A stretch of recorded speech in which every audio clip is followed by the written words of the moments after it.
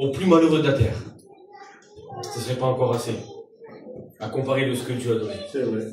Comment Dieu est bon, comment Dieu est généreux, comment Dieu est amour, Seigneur. On le réaliserait. On ne réalise pas assez. On ne réalise pas assez. On ne prend pas conscience de ce que Dieu a fait pour nous. On ne prend pas conscience de la grâce que Dieu nous fait d'être là encore ce soir. On ne prend pas conscience de la journée passée que Dieu nous a gardée. On ne prend pas conscience de toute cette vie qu'on a eue de notre naissance, excusez-moi, hein, mais jusqu'à aujourd'hui, où je suis en train de vous parler, de ce que Dieu nous a gardé jusqu'à aujourd'hui.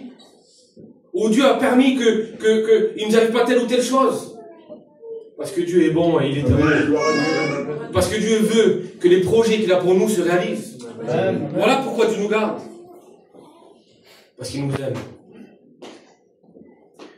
Vous savez, pour la plupart, il y en a qu'on a 20 ans, 30 ans, 40 ans, 60 ans, Google, je ne sais pas, je crois que c'est plus vieux, non? Plus ancien. Combien d'années que vous venez à la réunion? Combien d'années que tu écoutes la parole de Dieu? Combien d'années que tu écoutes des cantiques? Combien d'années que tu écoutes des témoignages? Ben, j'aimerais te poser cette question. Qu'est-ce que tu cherches?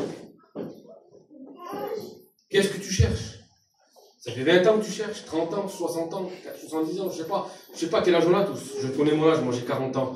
Mais il y a 17 ans que j'ai arrêté de chercher. Qu'est-ce que tu cherches, toi? J'ai arrêté de chercher le jour où j'ai rencontré le Seigneur. Béni soit Dieu. Qu'est-ce que tu cherches encore? Combien d'années que tu cherches? J'aimerais te dire ce que tu cherches. Tu cherches ce que tout le monde cherche. Tu cherches ce que le monde entier cherche. Tu cherches ce que l'humanité entière cherche. Tu cherches ce que celui qui est au pôle Nord cherche, celui qui est au pôle Sud, à l'extrémité de la Terre. Tout le monde le cherche. Et personne pourtant le possède. Si, certaines personnes. Et toi, tu cherches encore. Tu es assis à côté tous les jours. Tu es assis dans le même endroit que lui. Tu es assis à l'endroit où il se trouve. Tu es en compagnie de ceux qui l'ont trouvé. Et pourtant, tu ne le possèdes pas, tu ne l'as toujours pas. Pourtant, tu cherches encore. Pourtant, tu as peut-être même déjà trouvé un petit peu, mais tu n'as pas été plus loin. Ça arrive des fois. On a cherché, on a aperçu, mais on n'a pas été plus loin. Vous savez ce que l'humanité entière cherche? Elle cherche le bonheur. Moi, ce que le monde cherche, le bonheur. Je le cherchais, moi. J'ai arrêté de le chercher il y a 17 ans. Quand j'ai trouvé Jésus. Amen. Il y a ce cantique qui dit: que cherches-tu? Le bonheur. Que cherches-tu? Qu'es-tu venu chercher encore une fois depuis ce soir à la réunion? Tu n'es pas venu chercher comme je disais hier, tu n'es pas venu chercher un bon message. Hein? Parce que si tu es venu écouter un message, tu repartiras comme tu es venu. Parce que ça restera qu'un message. Et si tu es venu écouter un mot du Seigneur, amen, amen, alors tu repartiras béni. Amen. Parce que ce qui change une personne, c'est pas un message. Vous avez vu, les présidents font des messages. Oui. Ils préparent ils disent à leur secrétaire: tu m'écris ça, t'écris ça, et puis ils écrivent sur l'ordinateur, ils sortent la feuille, le président vient avec sa feuille, il se met là, et il annonce un message qui n'a jamais changé personne. Il a changé peut-être les lois, peut-être changé les choses qui nous environnent, mais il n'a jamais changé une personne, le message d'un président. Parce que ça reste qu'un message. Et si ce soir tu es venu écouter un message, ça restera qu'un message. Il ne changera pas ta vie, il changera peut-être les gens autour de toi, mais il ne changera pas toi. Ce que tu as besoin ce soir, c'est du mot de Dieu. Amen. Tu cherches le bonheur et tu ne le trouves pas. Certains pensent que le bonheur se trouve dans les richesses. Ça, c'est un dicton du monde. Il dit que l'argent ne fait pas le bonheur. Et derrière, on dit quoi derrière? Mais il y contribue. Mais c'est pas vrai. Le bonheur, l'argent ne contribue pas au bonheur. C'est pas vrai. Parce que je connais des personnes qui ont de l'argent à plus qu'à savoir en faire, qui possèdent les plus belles voitures, les plus belles maisons, ce que vous voulez. Ils font tout ce que leur cœur désire, ils sont capables de se l'acheter ou de le réaliser. Et pourtant, ils n'ont pas le bonheur. Parce que l'argent ne fait pas le bonheur, non. il contribue à ton plaisir. Vous savez, quand on a de l'argent, pour certains, le bonheur, il a dit, c'est le 6. T'es heureux pendant 2 jours. Au bout de 2 jours, t'as plus rien. Tu es malheureux le reste du mois. C'est ça le bonheur du monde. L'argent contribue à ton plaisir. Quand tu as de l'argent, ben, tu te fais plaisir. Tu t'achètes quelque chose. Mais ça ne te fait pas ton bonheur. Parce que demain, cette chose aujourd'hui tu l'as, demain tu l'as plus. Parce que tu es généreux comme le frère et puis tu l'as donné. Mais ça n'a pas fait ton bonheur. Et tu peux rencontrer réellement le bonheur ce soir. J'aimerais qu'on prie, Seigneur. Seigneur, merci encore pour ce qu'on a écouté. Le témoignage, Seigneur, de ces chants. Mais ta parole est ouverte, Seigneur. Et nous voulons avoir un respect devant ta parole qui est ouverte. Amen.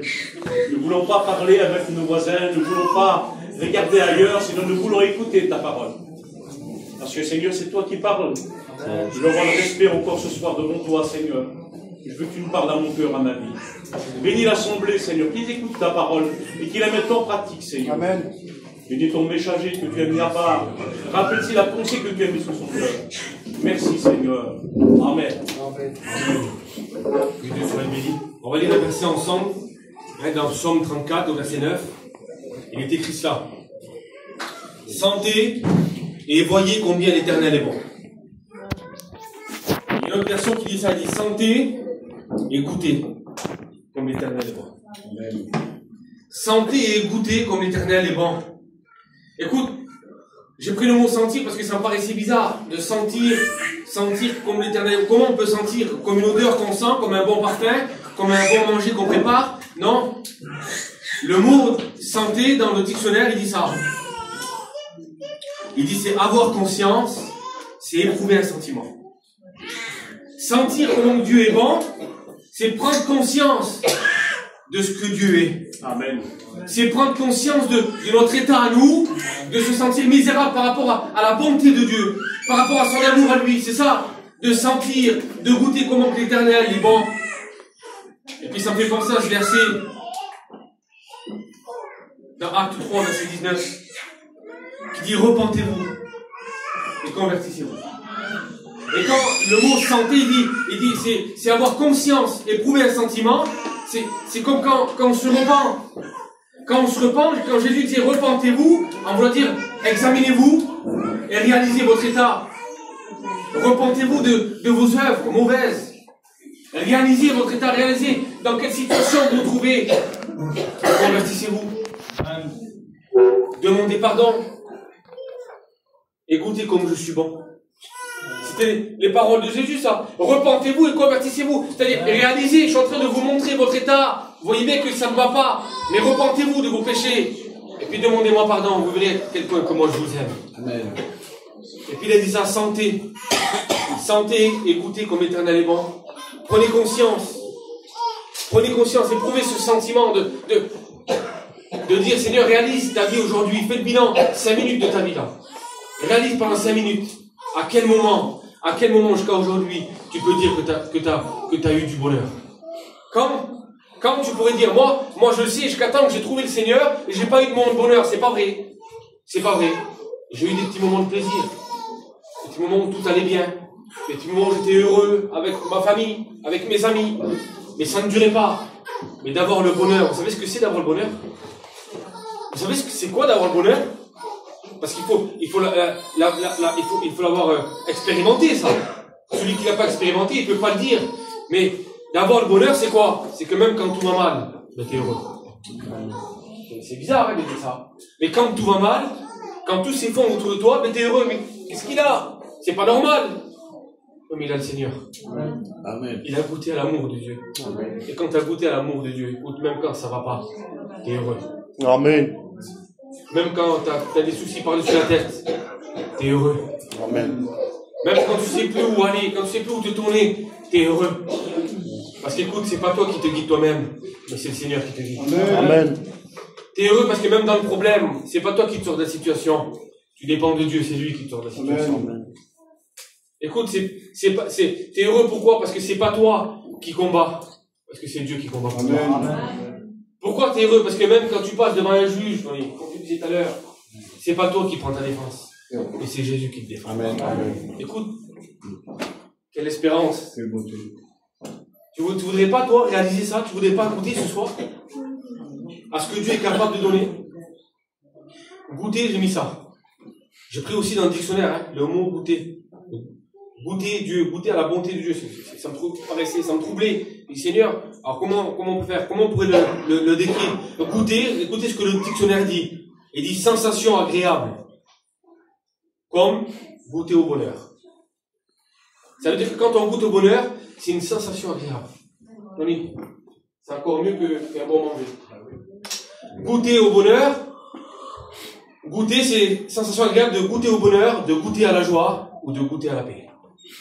Ça, c'est pas le monde qui le donne, ça. Le dictionnaire parle de ça, le dictionnaire de français, là. Pas le dictionnaire biblique, le dictionnaire français. Il dit c'est goûter au bonheur, goûter à la joie et goûter à la paix. Mais j'aimerais te dire que le monde ne donne pas ça. Écoute, ta richesse ne t'offrira jamais le bonheur. L'argent n'a jamais donné le bonheur à personne.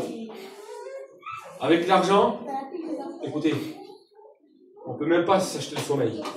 C'est vrai. On va avoir des tas de sous comme ça, là.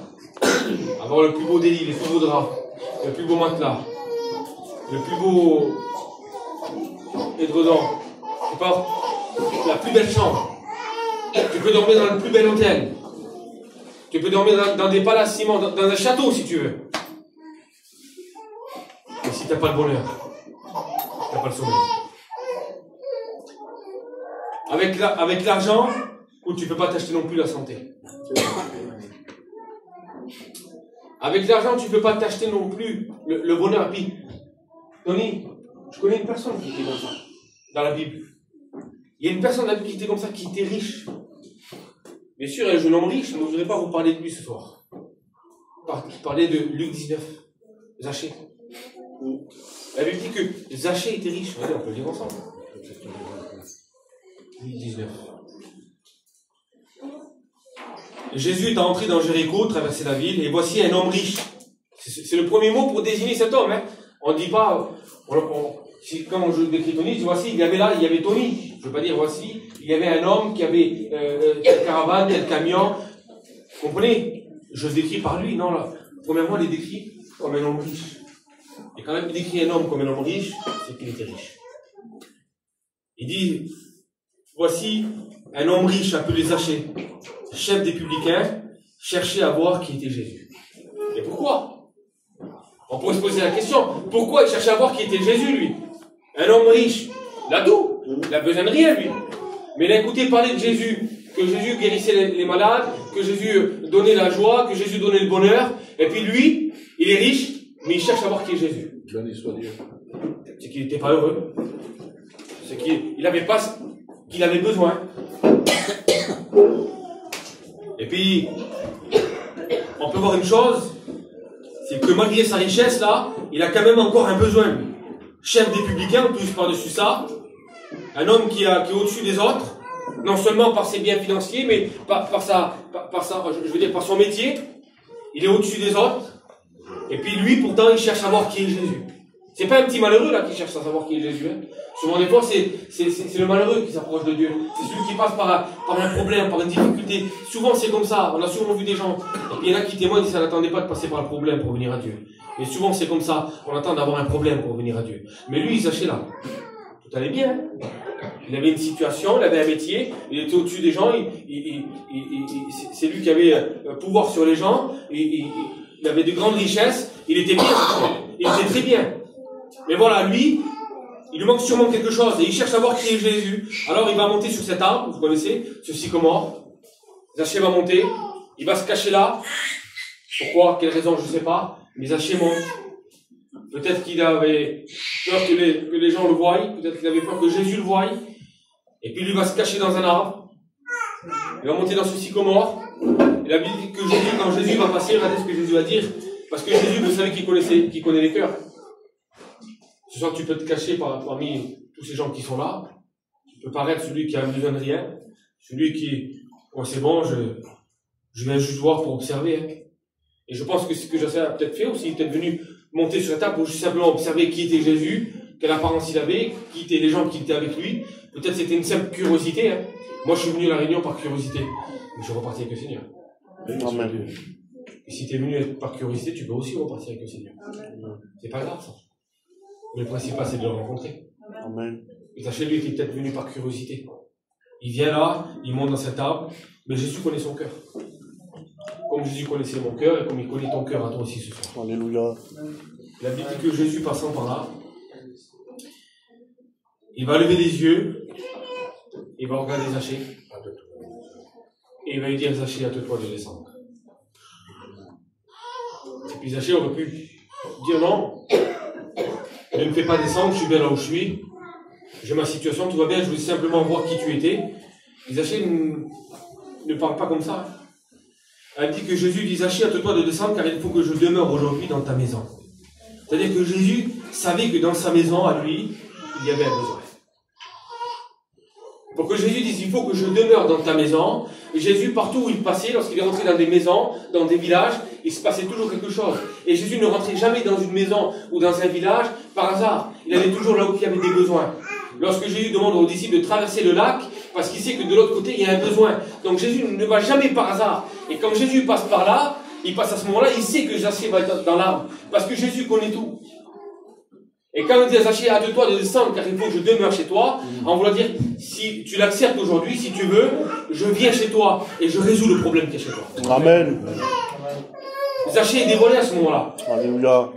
Pourtant, les gens nous disent, mais Zachée, pourtant, lui, il est bien, il est heureux, il a une situation, il a un métier, personne ne le commande à lui, c'est lui qui vient chez les gens et qui prend l'argent. Et puis, c'est un homme qui est riche, parce qu'il est détaillé comme ça, il est décrit comme ça, un homme riche, nommé Zachée.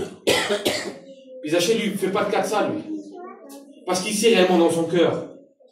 Il a senti à ce moment-là l'amour de Dieu. Il a compris. Il a goûté à ce que Dieu voulait pour lui. Et Zachée à ce moment-là réalise que c'est vrai, que lui, il a besoin de Dieu.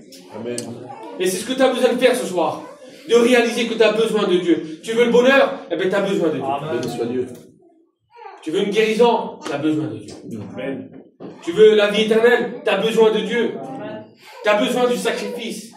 Tu as besoin de la générosité de Dieu. Tu as besoin de ça. Et Zachée, lui, la Bible déclare qu'il va descendre de cet arbre. Et regardez ce que Zachée va dire. Il dit, voici, Seigneur, je donne aux pauvres la moitié de mes biens. Il a compris, ça y est. Il a réalisé que ce n'était pas son argent qui allait lui apporter le bonheur. Il a réalisé que ce n'était pas ses biens à lui qui allaient le rendre heureux, qui allaient arranger sa situation. Il avait compris, Zachée, ça y est. Il avait trouvé celui qui était capable de changer les choses. Béni soit Dieu. Amen. Il a dit, Seigneur, je donne la moitié de mes biens. En voulant dire, j'en ai plus besoin. J'ai plus besoin de ça, Seigneur. Parce que j'ai trouvé, parce que j'ai senti comment tu étais bon. J'ai senti que tu pouvais m'apporter bien plus que ça. J'ai goûté que tu pouvais m'apporter bien plus que ça. Bien plus que ce que le monde te propose. Écoute, je compare ça, le monde, à un gros plat. Vous savez, un beau plat devant nous, là. L'autre jour, on a été fait une réunion dans une maison, et quand la réunion a fini, ils ont apporté un plat, dedans, il y avait plein des marques, des fruits, des petits gâteaux, des petits bonbons, là. C'était beau, ça, Tony. Ça donnait envie de se servir dedans. Mais le monde, c'est ça. C'est un beau plat, c'est beau, il y a des belles choses dedans. Et puis, quand tu as besoin, on dit, tiens, regarde, tiens, sers-toi. Et puis celui qui n'est pas chrétien, je le faisais moi, je me servais dedans. Quand j'étais pas heureux que mes copains venaient frapper à ma porte, ils disaient, tu viens avec nous, on sort ce soir. Et oui, je vais venir, je me servais. Et je vous le dis, dans cet endroit-là où eux ils dansaient, où ils étaient heureux, j'étais le plus malheureux. Moi je croyais que j'allais être heureux comme eux. Je les accompagnais parce que je me disais, là-bas, eux ils sont heureux, ils semblent qu'ils ont de la joie, alors je vais aller avec eux, je voudrais que moi aussi avoir un peu de joie. J'ai là-bas, puis même dans cet endroit-là, j'étais malheureux. Bien souvent, des fois, on est même entouré, j'étais entouré de ma famille. Et bien souvent, c'est comme ça, on est entouré de nos familles. Et on faisait un repas tous ensemble, là. Et bien même là, au milieu de ma famille, j'étais encore malheureux. Au milieu de mes amis, j'étais encore malheureux. Et puis le monde, quand il me propose à chaque fois quelque chose, écoutez, moi je le prenais. Je disais, peut-être que ça va me donner le bonheur. Peut-être que ça, alors ça va me donner le bonheur. Et ça va pas marcher, mais peut-être que ça, alors ça va me donner le bonheur. Écoutez, j'ai tout essayé. J'ai tout essayé. je cherchais le bonheur, mais je ne le trouvais pas. J'étais rempli d'angoisse. J'étais rempli de crainte, de tristesse. Pourtant, j'étais jeune, mais c'était comme ça. Mais un jour, Jésus a fait comme pour Zachée. Il est passé à l'endroit où je me trouvais. Et il est rentré dans ma maison. Amen. Et j'aimerais te dire ça, moi, ce soir. Arrête de te servir dans le plat. Arrête de goûter dans le plat du monde. Si tu pourrais goûter ce soir à ce que Dieu te propose. Alléluia. Tu voudrais pas ce soir goûter? C'est ce que Zachée a fait. Il a goûté à ce que Dieu lui avait proposé. Et il ne s'est pas passé une semaine, un mois, 6 mois pour que sa vie change. Non, à l'instant même, Zachée a compris que Dieu lui proposait quelque chose de bien meilleur que ce qu'il possédait. Zachée a donné ses biens. Et il a suivi Jésus. Amen. Écoutez, il y a aussi notre histoire dans la parole de Dieu. Je disais tout à l'heure que l'argent ne peut pas t'acheter la santé. Il y a cette femme, malade depuis 12 ans. Vous connaissez tous cette histoire. Une femme qui avait elle aussi des biens. Parce que la Bible déclare que cette femme, elle allait vers tous les médecins et elle avait dépensé tous ses biens. Donc c'est qu'elle a dépensé ce qu'elle possédait, ce qu'elle avait. La Bible déclare que certainement, je crois que c'était comme ça, certainement que des gens, vous avez vu dans le monde, c'est ça. Quand on est malade, tu as été vers quel docteur? J'étais vers lui, attends, va vers lui là-bas. Parce que lui, je sais, il a guéri le même cas que toi. Il en a fait 2 ou 3, et puis il a réussi à les guérir. Il les a opérés, tous, c'est impeccable. Vous avez vu comment on fait dans le monde, nous? On prend notre dossier médical, on le récupère, et puis on va voir ce docteur-là. Et même s'il faut payer, parce que bien souvent des fois, quand c'est des bons docteurs, hein, il n'y a pas de mutuelle, ça ne marche pas. Hein. Il faut payer. Et puis on va là-bas, on est prêt à payer, nous. Hein. Et le monsieur, on lui monte le dossier. Et le monsieur, il prend le dossier, il ouvre là. Il regarde, il examine, il se gratte la tête, il réfléchit. Il fait des hochements de tête. Puis, alors monsieur, vous pouvez faire quelque chose pour moi? Vous avez déjà opéré 2 ou 3 comme ça, oui? C'est vrai, mais vous, c'est pas pareil. La tristesse. Tu pensais avoir la joie en trouvant le bon docteur, et puis tu n'as pas encore trouvé. Alors tu écoutes parler d'un autre, tu vas en voir un autre, tu cours derrière un autre, et tu cours derrière un autre. Et c'est ce que cette femme faisait. Elle courait derrière les médecins les uns après les autres, pour essayer de trouver la guérison. Et la Bible déclare qu'elle avait dépensé tous ses biens. Et après avoir dépensé tous ses biens, écoutez, sa santé, elle ne s'était pas améliorée. Non seulement elle avait dépensé tous ses biens, mais sa santé s'était améliorée. Elle n'avait pas trouvé ni le bonheur, ni la guérison. Avec son argent, elle n'a rien pu faire. Et puis voilà qu'elle écoute parler de Jésus. Voilà que comme Zachée, elle écoute parler de Jésus. Et puis elle aussi, elle va faire comme Zachée. Elle va vouloir sentir, elle va vouloir goûter à ce que le Seigneur peut lui donner. J'ai entendu parler. Tu as écouté parler. Combien de temps que tu écoutes les cantiques? Combien de temps que tu écoutes les témoignages? Combien de temps que tu écoutes les réunions? Tu ne voudrais pas un petit peu goûter à Dieu? Amen. Amen. Tu ne voudrais pas un petit peu changer? C'est vrai, ça. Tu ne voudrais pas un petit peu briser ton cœur là et dire Seigneur, je veux réaliser que j'ai besoin de toi. Amen. T'as essayé, t'arrêtes pas d'essayer, t'arrêtes pas de te servir dans le plat du monde, mais tu vois bien que ça marche pas. Il y a combien de temps que t'as essayé, combien de temps que tu cherches, combien de temps que tu trouves pas, combien de temps que ta vie est toujours au même point. Moi je parle pour moi. Hein. Ça fait 12 ans qu'on est connus. En janvier, ça va 13 ans. Je suis venu, moi je parle pour moi, je suis venu en janvier 2012. Et puis en janvier, ça fera 13 ans. Mais moi je te parle pour moi. Ça fait 13 ans que je te vois. 13 ans que tu es toujours les mêmes choses. 13 ans que tu viens, 13 ans que tu trouves en surface, mais que tu ne vas pas plus loin. 13 ans que tu cherches le bonheur, et peut-être plus, mais pour ma part, de ce que je vois, 13 ans que tu cherches le bonheur. Et 13 ans que tu es toujours au même point. 13 ans que des gens autour de toi ont trouvé le bonheur. Amen. 13 ans autour de toi que des gens, leur vie a changé. Amen. 13 ans parce que ça a changé en 13 ans. Hein. Écoutez, il n'y avait rien au départ. On faisait les réunions sur la place, dehors, après il y avait dans le sucré, après on a fait dans ce mobil-homme, et après on a trouvé ce local. Béni soit Dieu. Amen. Aujourd'hui, il faudrait en trouver un autre. Et Dieu va pouvoir. Amen. Mais je me rappelle quand je suis venu visiter ce local, c'est pas grave, c'est un peu long ce soir, on est chez nous. Amen. Je me rappelle il y a 13 ans en arrière, un peu moins, c'est parce qu'il c'était 11 ans en arrière, à peu près 10 ou 11 ans. Moi j'étais simple chrétien, j'étais même pas futur étudiant, j'étais juste chrétien. Et je suis venu ici de tout mon cœur. Et quand je suis venu ici, je suis venu ici pour passer 15 jours. J'étais chez moi à Toulouse, les enfants étaient à l'école. Et puis c'était les vacances. Et Tony m'a dit, si je vais à Casse, si tu veux venir, on ne se connaissait même pas, à peine si on se connaissait. Et puis quand il m'a dit ça, je vais faire quoi moi, je ne connais même pas la ville, je ne sais même pas où c'est, je ne sais même pas comment ça se fait là-bas. À part Toulouse, je ne connaissais pas autre chose. Et puis quand il m'a dit ça là, je ne sais pas, dans moi là, tous les soirs et tous les matins, ça m'a rongé. Et puis je dis, allez, écoute, on va aller là-bas. Et elle ne voulait pas. Et du coup, c'est les vacances, 15 jours, les vacances de Noël. On a qu'à aller passer 15 jours là-bas. Et puis on revient, et puis voilà, on l'aura vu. Et puis comme on est vu pour 15 jours, on est resté 2 mois et demi. Et puis de ces 2 mois et demi, ça fait 13 ans qu'on est là. Amen. Et puis il y a 10 ans en arrière, je me rappelle, je suis venu ici, là, j'étais encore simple chrétien, donc au départ. Mamoun m'a dit, viens, je veux voir visiter un local, et on est venu là, ce local-là. C'était une ancienne agence d'assurance. Et quand on est rentré là, il y avait le monsieur, il dit, voilà monsieur, c'est ce local-là, je vous pour tel prix, avec chauffage, tout compris. Il dit, alors qu'est-ce que vous faites? Vous voulez faire quoi, monsieur? Mamoun, il me regarde à moi, il dit, alors on fait quoi? Je sais pas, moi, je suis pas serviteur, c'est pas. Faites ce que vous voulez. Il dit, si tu dis oui, on prend, si tu dis non, on prend pas. J'ai bien compris, on prend. Et ça fait qu'on a pris ce local. Amen. Gloire à Dieu. Et vous voyez, c'est les plans du Seigneur, ça. Amen. Et que temps après, le Seigneur m'a appelé à servir. Aujourd'hui, je suis serviteur de Dieu. Aujourd'hui, je vous prêche la parole de Amen. Dieu. Aujourd'hui, on a fait des baptêmes. Aujourd'hui, il y a des futurs étudiants. Alléluia. Vous comprenez? L'œuvre de Dieu se fait. Amen. Gloire à Dieu. 13 ans que tu vois ces choses-là, 13 ans que tu vois le bonheur autour de toi, 13 ans que tu vois les autres autour de toi, où le bonheur sort de eux, il explose. Et puis toi, ça fait 13 ans. Tu es encore là. Tu es encore au même point. Tu n'as pas changé. Tu as vu le bonheur, mais tu ne l'as pas saisi. C'est dommage. Que cherches-tu?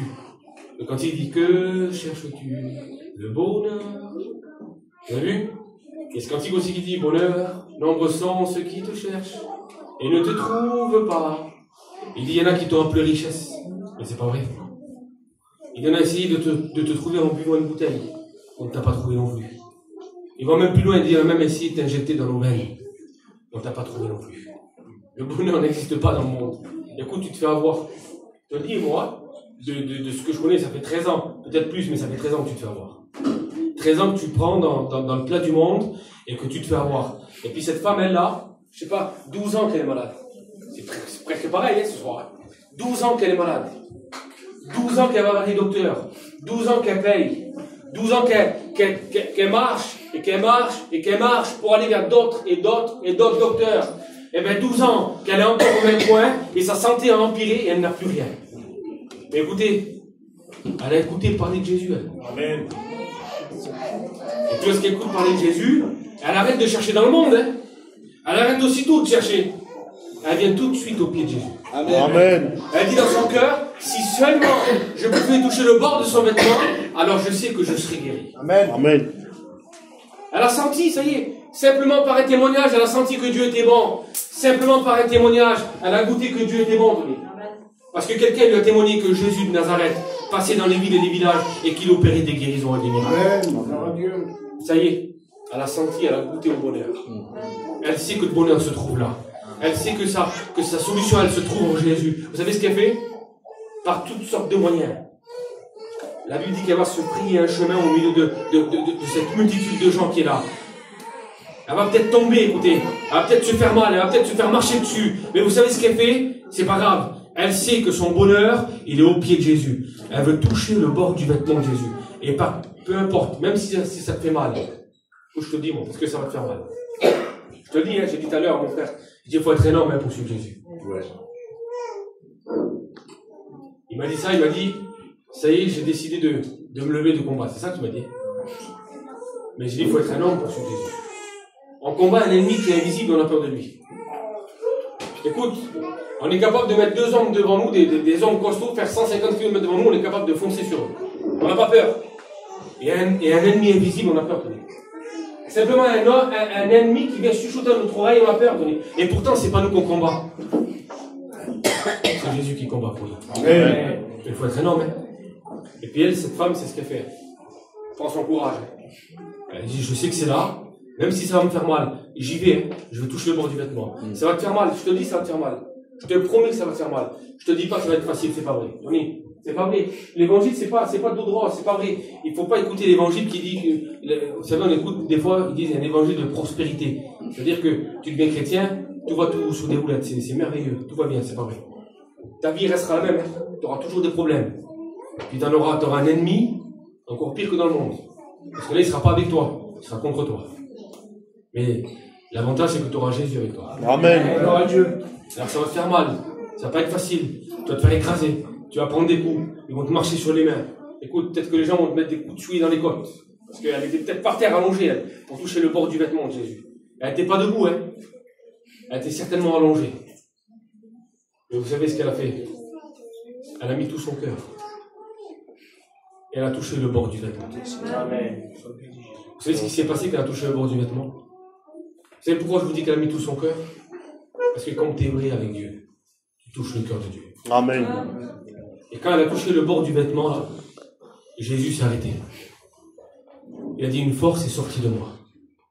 Comment? Seigneur, les disciples sont là, les Seigneur, comment? Tout le monde te touche, Seigneur. Tout le monde, vous avez vu? Des fois, quand il y a une star, là, vous avez vu? Tout le monde est là, tout le monde se bouscule. Eh bien, c'est comme ça. C'était comme ça. Les gens suivaient Jésus, là. Et il y avait plein de personnes. Et puis, tout le monde bousculait Jésus. Tout le monde le touchait. Certaines personnes devaient se pousser entre eux et pousser Jésus. Vous comprenez? Comment c'était? Il dit, non. Il dit, quelqu'un m'a touché. Avec son cœur. Quelqu'un m'a touché avec sa prière. Quelqu'un m'a touché avec son besoin. Quelqu'un m'a touché parce qu'il est vrai et qu'il reconnaît qu'il a besoin. Amen. Quelqu'un a touché à ce que j'ai de meilleur. Il a touché avec ma bonté. Une force est sortie de moi. C'était l'amour de Dieu qui était sorti. L'amour de Dieu qui était venu toucher cette femme. Et ce soir, tu peux faire pareil, toi. Amen. Écoutez, Jésus s'arrête et puis cette femme va être dévoilée. Et puis il va dire, femme, tes péchés sont pardonnés. Là, elle a senti l'amour de Dieu. Tes péchés sont pardonnés. Et puis il dit, va et sois guéri. Et là, elle a goûté à la guérison. Elle a goûté à la bonté de Dieu. Et il me dit que cette femme va repartir guérie. Fini. Plus besoin d'argent. Plus besoin de chercher le docteur. Elle avait retrouvé ce qu'elle avait besoin. Écoute, tu peux le faire toi aussi ce soir. Amen. Toi aussi ce soir, tu peux goûter à l'amour de Dieu. Écoutez, regardez ce que le verset dit, puis on fait le Seigneur. 1 Pierre 2, verset 4. Au verset 3, il dit ça. 1 Pierre 2, verset 3, il dit, si vous avez goûté que le Seigneur est bon, approchez-vous de lui. Approchez-vous de lui, pierre vivante, rejetée par les hommes, rejetée par le monde, rejetée par les hommes, jugée, condamnée, méprisée du monde, mais aimée par Dieu. Amen. Approchez-vous de lui, si vous avez goûté que le Seigneur est bon, alors approchez-vous de lui, pierre vivante, rejetée par les hommes, mais choisie et précieuse devant Dieu. Amen. Tu as été choisi pour devenir quelque chose de précieux devant Dieu. Tu as été choisi pour participer au bonheur. Amen. Tu as été choisi pour être sauvé. Alléluia. Tu as été choisi ce soir parce que Dieu a des projets pour toi. Amen. Alors, j'aimerais qu'on couvre les fronts. J'aimerais qu'on puisse prier le Seigneur.